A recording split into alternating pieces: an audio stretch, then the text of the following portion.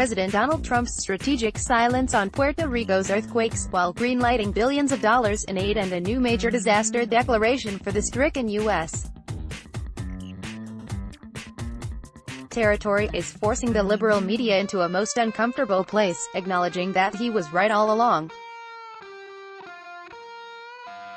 Earlier this week, The Washington Post attempted to redeploy the old Hurricane Maria playbook, in order to commoditize human suffering for Democrat political gain.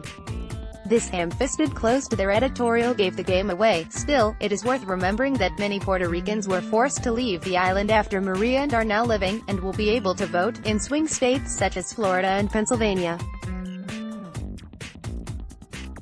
Presumably many of them will remember how the island has been treated.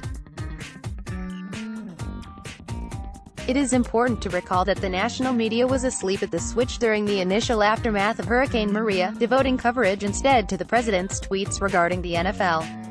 In fact, the liberal media didn't begin to cover Maria's terrible aftermath until there was a clear anti-Trump angle as embodied by the radical, separatist mayor of San Juan, who rode her post-Maria notoriety all the way to Bernie Sanders' presidential campaign, where she now serves as national co-chair.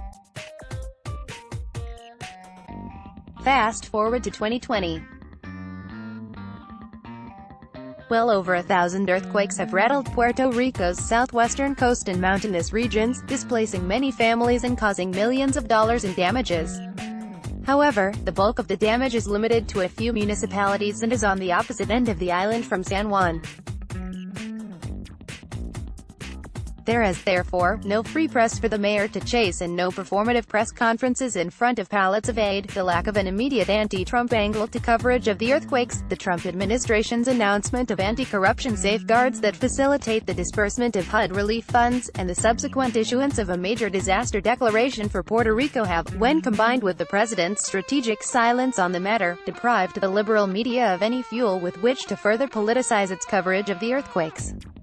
Additionally, the island was roiled by news that much-needed relief supplies sat in a warehouse as earthquake victims suffered, which only serves to bolster the president's charge, one with which many Puerto Ricans agree, by the way, that the island's government is corrupt and incompetent.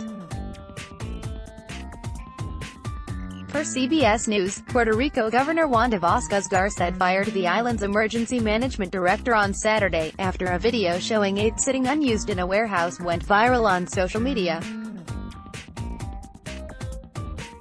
Some of the aid has allegedly been sitting in the warehouse since Hurricane Maria struck in 2017.